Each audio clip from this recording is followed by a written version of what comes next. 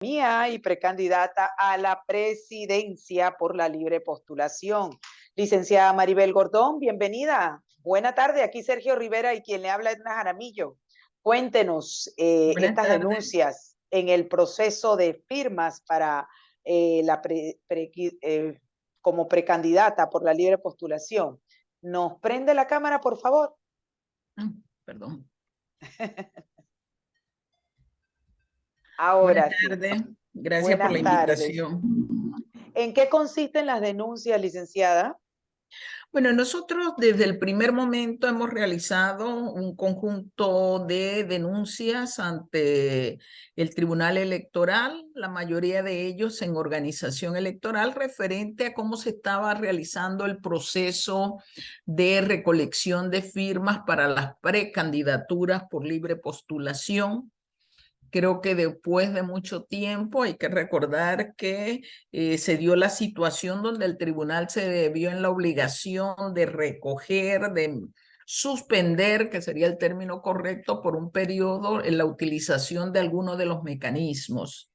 En los últimos tiempos hemos vivido una situación donde los mecanismos, los diversos, son 5 mecanismos que tiene el tribunal para la recolección de las firmas, han presentado un conjunto de dificultades, sobre todo los que son de manera digitalizada.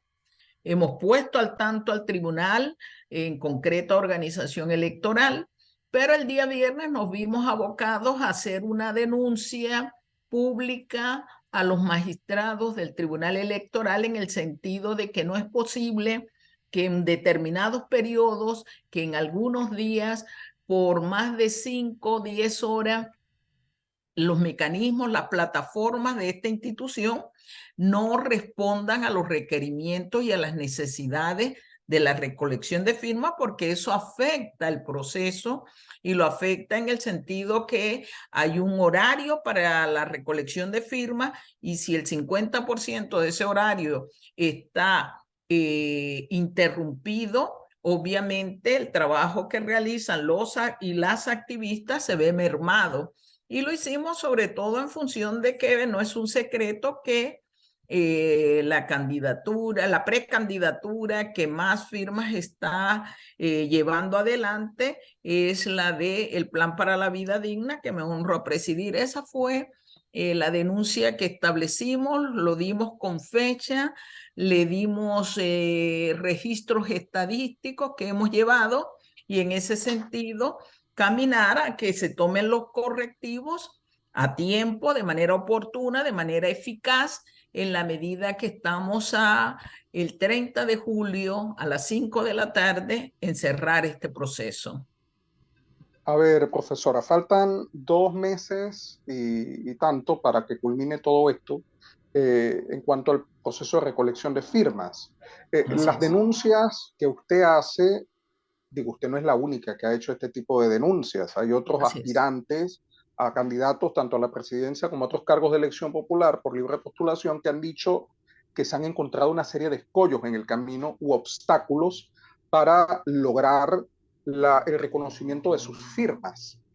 Yo le pregunto, ¿hay un horario específico para la recolección de firmas? Eh, ¿Cuál es el compromiso que por escrito, a través de los reglamentos que rigen toda esta materia, ha sido adquirido por parte del Tribunal Electoral para garantizar el proceso expedito de recolección de firmas a favor de uno u otro candidato? Sí, así es. Las denuncias la han reiterado otros y otras candidatas, sin lugar a duda, porque todos nos vemos afectados en todos los cargos de elección. No solo se trata de las precandidaturas a la presidencia, sino también a diputados, a representantes y alcaldes. Hay un horario de 8 de la mañana a 10 de la noche, donde el Tribunal Electoral se compromete a tener de manera ágil, expedita, el desarrollo y funcionamiento de estas plataformas, de estos medios digitalizados, a fin de que el proceso se dé con normalidad. A nosotros nos preocupa que eso en la última semana se profundizó. los procesos donde la atención que debió brindar o que debe brindar el Tribunal Electoral no era de manera constante, sino que encontrábamos varias interrupciones a lo largo del día. Uno de esos días contamos hasta 5 horas. El día 12 de mayo, el tribunal reconoció en la tarde, después de todas las denuncias y de varios candidatos denunciando, que había confrontado dificultades. Entonces nos preocupa porque esto puede un tanto afectar el proceso, afectar las candidaturas, y si esta es la dinámica que tenemos para las elecciones del 5 de mayo, indudablemente llama a la reflexión en torno a que sea un proceso transparente, un proceso que se lleve y se tramite de la forma más efectiva a fin de garantizar que la toma de decisiones del pueblo panameño sea respetado. A Bien. ver, sí. Edna, Adelante, Sergio. Adelante, Sergio. Ok, sí, yo quería ir en esta misma línea porque no es la primera vez que los ciudadanos aspiran o pueden aspirar a cargos de elección popular por la libre postulación. Pero en esta ocasión usted es una de las aspirantes. En el pasado ya usted ha tenido experiencia en movimientos políticos aspirando como vicepresidenta de la República. Yo le pregunto, ¿qué tendríamos que hacer ahora o a futuro para evitar esos cuestionamientos que surgen de parte de muchos ciudadanos que principalmente están destinados a lo siguiente? ¿Cómo es que se permite la participación de una persona allegada a un partido político y que se presente como independiente? ¿Cuál es la diferencia Bueno, entre creo que independiente y libre postulación, profesora? no, el término correcto son candidatos, perdón, precandidatos por libre postulación. Ese es el término que se emplea en la normativa del Tribunal Electoral, en el Código Electoral, en los reglamentos. Hay algunos que se han autodenominado independientes y eso es otra cosa. Yo creo que es lo primero que la población tiene que tener claro. Lo segundo es que, y lo hemos dicho antes, hay una serie de vicios en torno a cómo se define los cambios, las reformas al Código Electoral en la Comisión Nacional de Reforma, cómo se aprueba esta en la Asamblea de Diputados y posteriormente un mecanismo que creo que se está constituyendo en algún nivel de cuello o de obstáculo, en la medida que las reglamentaciones que se van emitiendo son prácticamente semanales y esto no permite tener una lectura clara, directa, de cómo se debe gestar el proceso. Recordar que cuando uno entra a un proceso, las normas deben ser claras, los requisitos tienen que ser claros y todo el mundo debe tener la misma información en el mismo tiempo. Entonces es necesario, y nosotros lo hemos dicho, para poder crear real democracia en este país, eso es uno de los temas que debe ser debatido por la población panameña.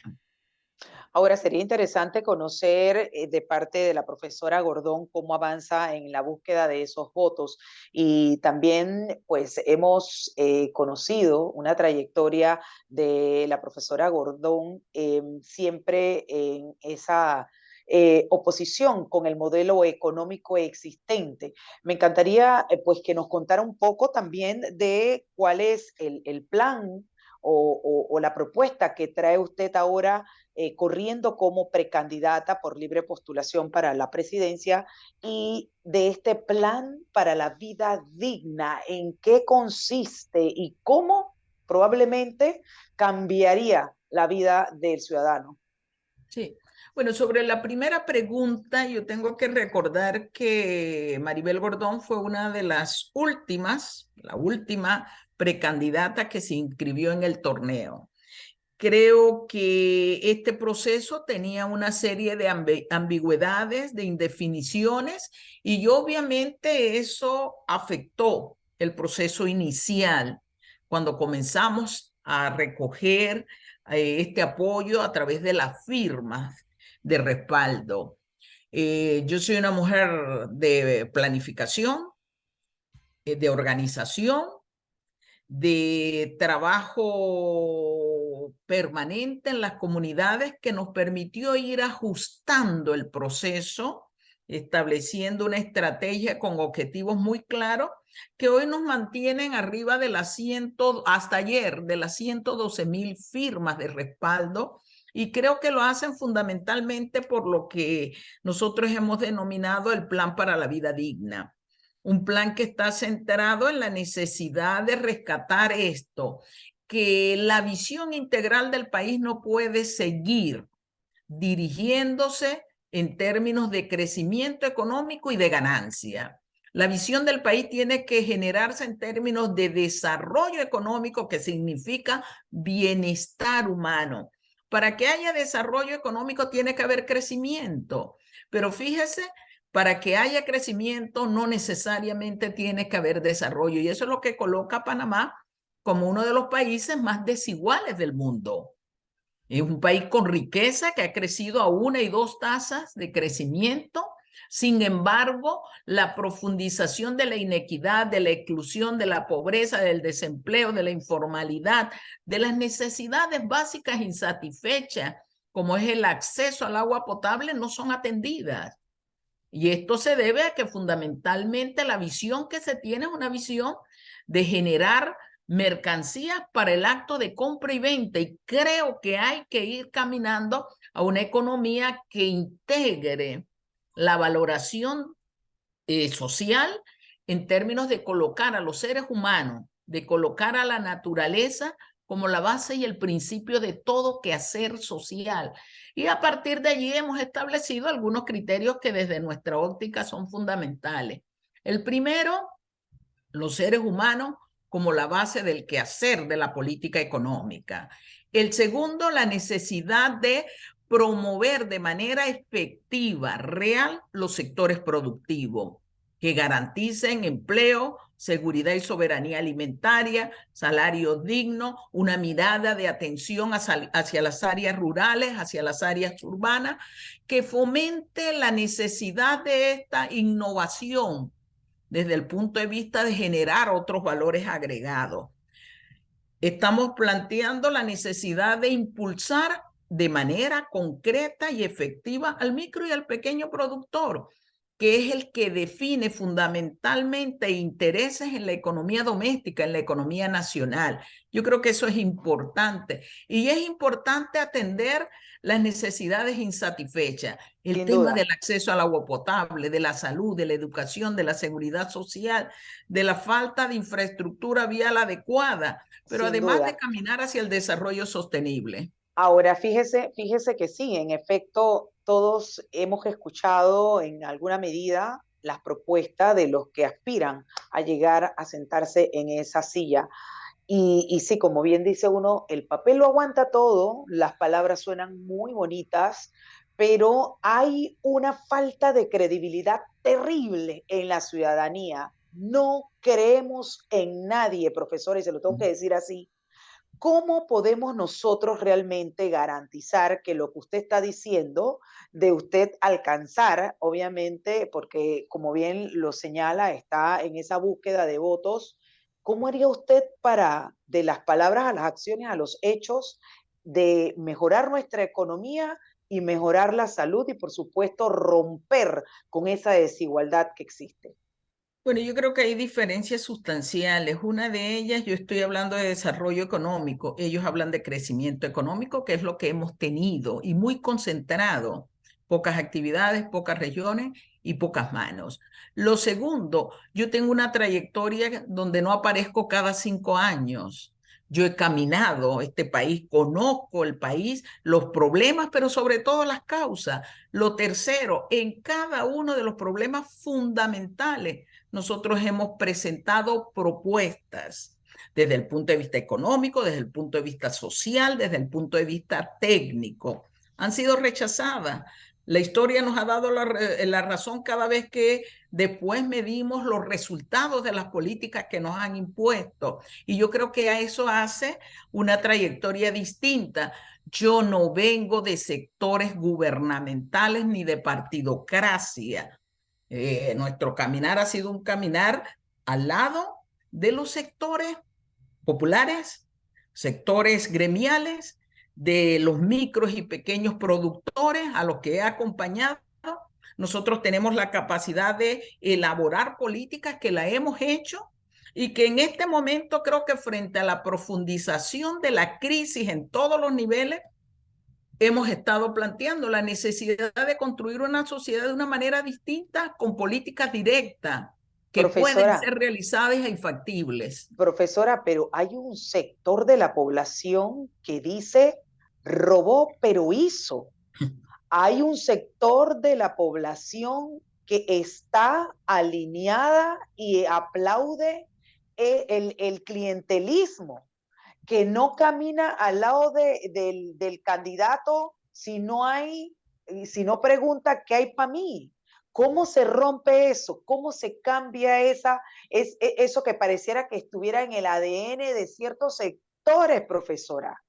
¿Cómo se hace? Lo primero es que no es un problema de un sector en particular, es un problema del sistema social que estamos y se ha venido impulsando por parte de quienes han gestionado la administración del quehacer público. Yo creo que eso es lo primero que hay que poner. ¿Cómo es posible que aquí se plantee que este país, para participar electoralmente, usted tiene que tener dinero? Entonces yo creo que son cosas que se promueven. No es posible que las elecciones de Panamá sean las más costosas del mundo. Y yo creo que también es algo que se está planteando en función de promover, incrementar, profundizar el clientelismo. Sin embargo, hay un cambio de actitud de la población que se ha percatado, que comienza a tener ese nivel de conciencia de la necesidad de esos cambios para desentar, para acabar con la corrupción, que tienen claro que en cada megaproyecto hay un negociado, un sobrecosto que está mermando las posibilidades de resolver problemas fundamentales. En este país el 20% del gasto social se va en corrupción. Es decir, es dinero que no se utiliza para atender nuestras necesidades fundamentales y la población se da cuenta de eso. Y la prueba, ¿cuál es la prueba de ese avanzar de la población? Nuestras 112,000 firmas y más no son productos de clientelismo político, sino que son productos de ese trabajo organizado, de esa propuesta clara, precisa, concreta que hemos llevado y que hemos denominado el Plan para la Vida Digna. Se trata de ese reconocimiento donde la población dice, usted es la que ha estado allí, usted participó acá, hay propuesta, hay honestidad. Y nosotros siempre hemos dicho, frente al clientelismo, organización, que es lo que va a dar este carácter y está dando el carácter de esa dignidad del pueblo humilde y trabajador. Profesora Gordón, como lo mencionaba mi compañera, en estos tiempos ya la gente no cree en nadie, sin importar partido político, ni si es independiente o libre postulación o lo que sea. Siempre hemos escuchado hablar de las izquierdas y las derechas, de que ganó la derecha, de que ganó el centro izquierda, el centro derecha, etc. Aquí hay muchos grupos que suelen relacionar a los movimientos a los que usted respalda y que le apoyan a usted con la izquierda. Panamá está preparado para un gobierno de izquierda con ideas como las que usted plantea y que son totalmente distintas al manual que hemos tenido durante las últimas décadas en Panamá y en la región latinoamericana. Bueno, lo primero, yo no creo que la población no crea en nadie. Yo lo que creo es que la población quiere que se le presenten propuestas concretas en todas las esferas del quehacer social. Eso es lo primero. Y creo que es lo que nos ha dado a nosotros resultados frente a lo que estamos desarrollando en términos concretos. Lo segundo, aquí se habla mucho de izquierdas y derechas, pero solo cuando Maribel Gordón está presente. Entonces yo digo, caramba, si todos los gobiernos en este país que han sido de derecha y es la derecha la que mantiene a la población en este estado de exclusión, de pauperización, de discriminación.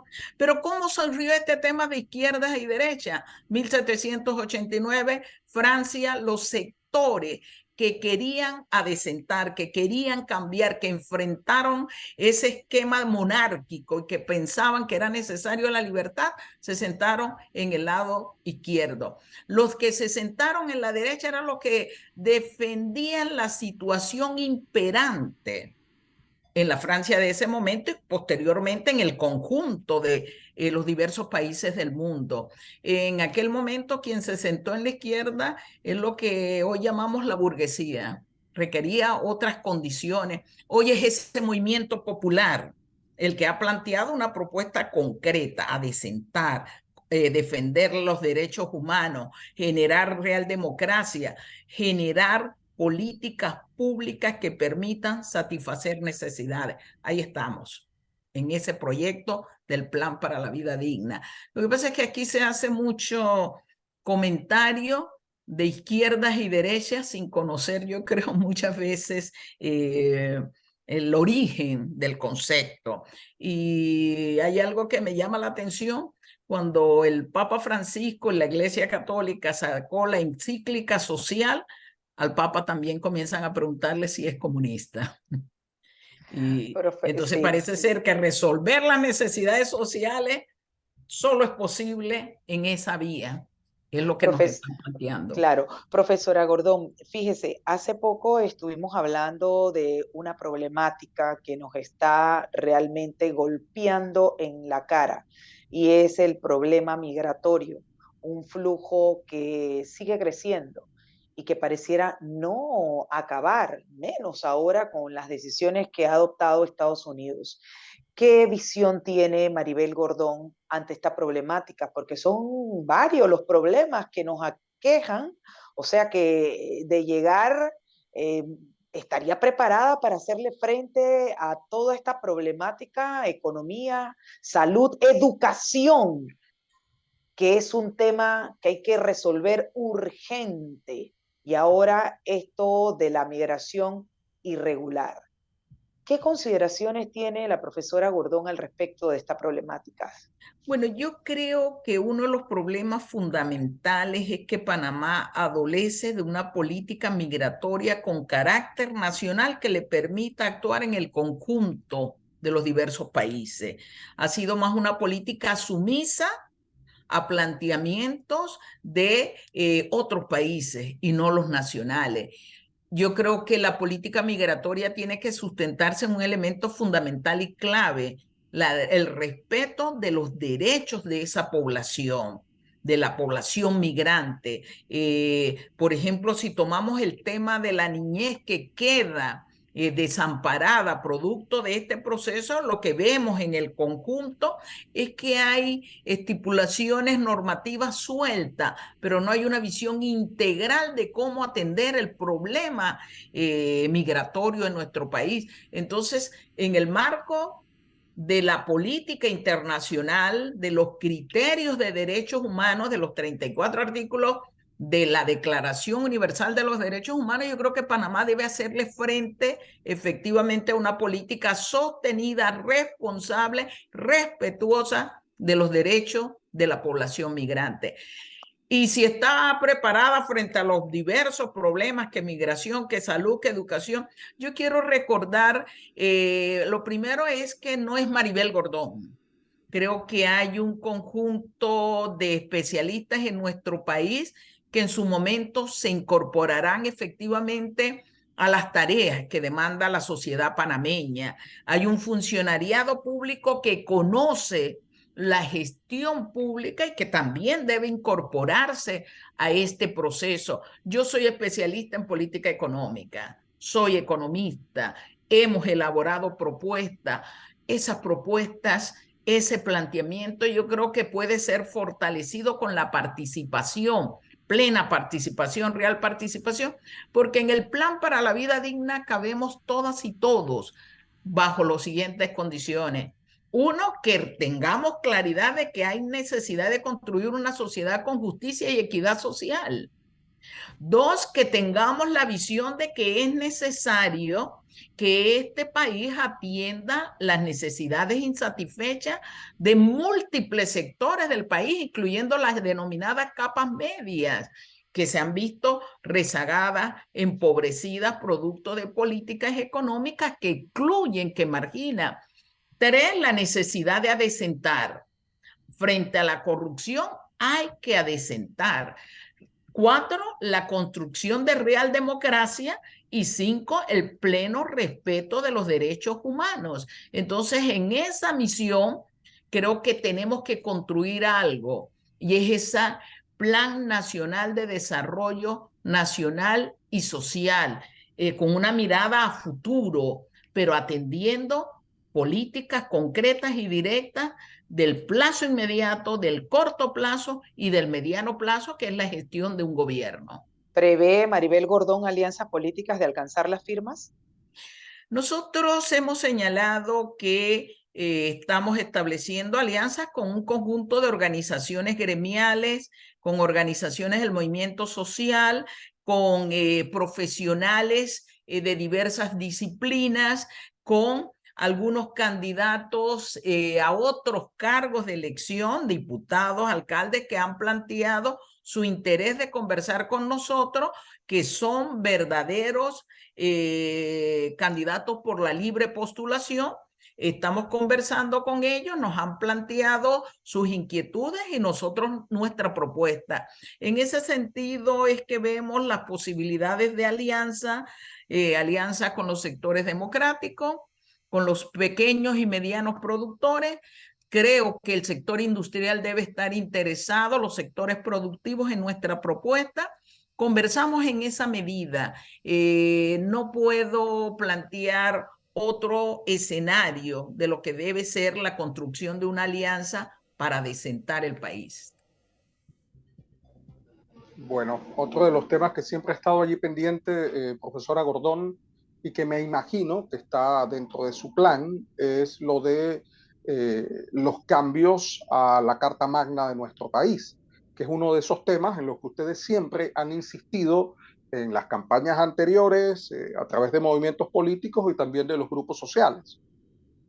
Sí, nosotros hemos sido claros desde hace varios años, no es una tesis nueva, la hemos planteado, la hemos discutido, hemos estado en debates, en foros, que se ha ido construyendo, y es la necesidad de levantar condiciones para crear una constituyente originaria, que hemos planteado que debe dar participación a todos, y que es esos diversos sectores de la población panameña las que deben definir el cómo hacerlo para poder establecer las nuevas normas que requiere este país, en términos que estamos viviendo un proceso de crisis profunda a nivel institucional, a nivel de todos los órganos de gobierno, y que amerita efectivamente no parches, ¿Qué pasaría sino si, verdaderos cambios a claro, la qué Constitución? pasaría, profesora, si un partido como el PRD, panameñismo, el PP o el CD, la suma, le dice a usted, vamos a hacer una alianza, nos interesa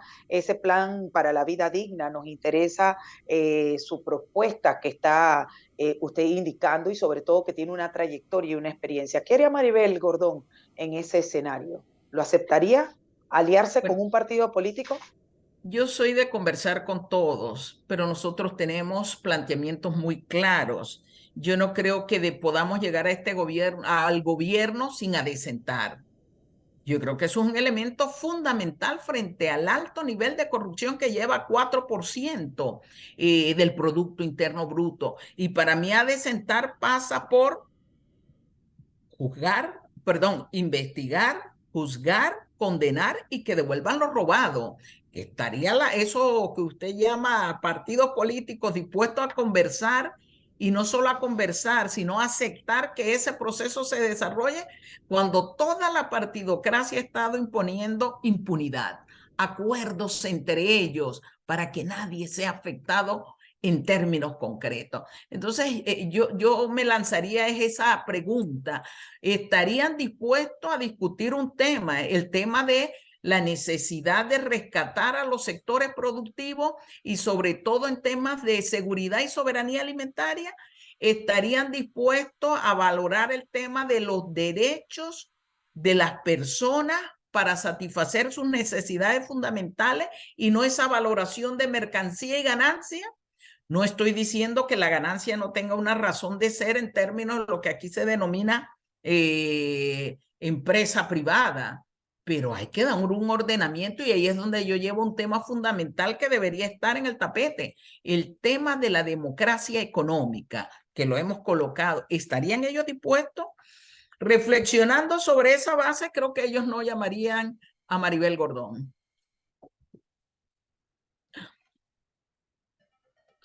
Gracias, profesora Maribel Gordón. Yo me río porque tiene toda la razón. Eso no va a suceder nunca. Gracias, bueno, profesora Maribel Gordón.